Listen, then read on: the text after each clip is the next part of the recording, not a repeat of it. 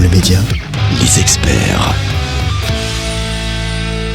Les enfants sont à l'honneur, nos têtes blondes, et pour en parler, qui de mieux que de demander à une enseignante et éducatrice, c'est Karen Gouaïda Dufour qui est avec nous. Bonjour Karen. Bonjour Virgile. Nous allons parler histoire aujourd'hui.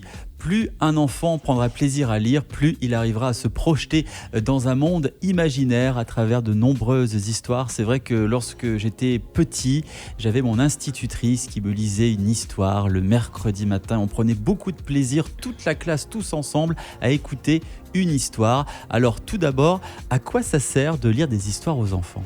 Alors c'est, comme tu le dis si bien, c'est quelque chose qui marque un enfant. Les histoires qu'on lui raconte enfant, c'est quelque chose qui reste gravé dans sa mémoire et qu'il va utiliser plus tard pour sa créativité, pour son imaginaire.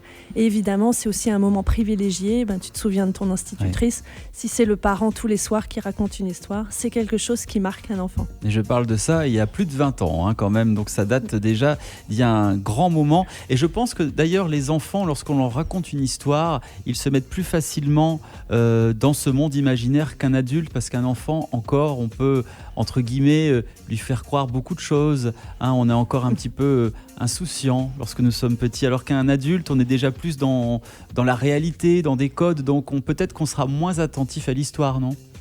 Alors en tout cas, les enfants adorent les histoires, ils aiment qu'on leur répète les mêmes histoires, parfois des dizaines et des dizaines de fois. Et en fait, ça nourrit quelque chose de vraiment inconscient et profond en eux, qui vont garder et qui va peut-être nourrir le futur lecteur adulte. L'histoire, c'est aussi un moment privilégié avec le parent ? Oui, quand on se glisse dans le lit le soir et que c'est vraiment devenu la petite routine du soir avec le parent, une fois avec le papa, une fois avec la maman, c'est quand même un moment chouette à partager avec son enfant. Maman, raconte-moi une histoire.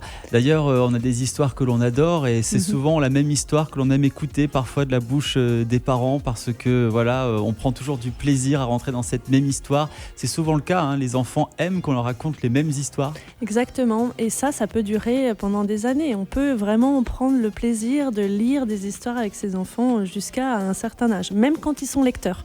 Alors justement, parlant de lecteurs, lorsque l'on écoute souvent des histoires, un enfant aura peut-être plus envie plus tard de lire des histoires, à défaut de les écouter. Alors effectivement, lire des histoires, ça permet de développer sa culture générale aussi. Oui. Ça permet de montrer à l'enfant que lire des livres, c'est chouette et que ce qu'il y a dedans, c'est intéressant et passionnant, et peut-être que ça va aussi l'encourager à la lecture plus tard, parce qu'il va petit à petit apercevoir les lettres, les formes des lettres, etc. Donc ça va stimuler aussi son apprentissage. En termes de lecture, est-ce qu'il y a des petits conseils, des petits rituels pour une lecture réussie ? Alors, avec les petits, il ne faut pas que ce soit trop long. C'est important qu'il y ait des illustrations. C'est important que l'enfant puisse aussi, quand il peut, tourner lui-même les pages. Le rendre acteur de la lecture. Et puis plus le temps va passer, plus le temps de lecture peut être plus long, et ensuite on peut même lire à deux.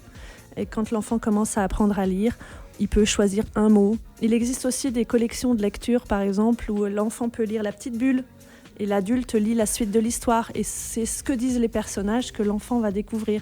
Donc c'est quand même assez stimulant aussi pour la lecture. Et puis on peut aussi apporter un petit peu d'animation dans l'histoire, style faire une grosse voix ou une voix d'une petite souris, faire des bruits pour apporter un peu d'animation, et puis que l'enfant soit bien dedans dans l'histoire. Oui, le parent peut retrouver son âme d'enfant aussi en lisant des histoires, en essayant comme tu dis, de jouer un petit peu du théâtre, de donner un petit peu un côté vivant à l'histoire.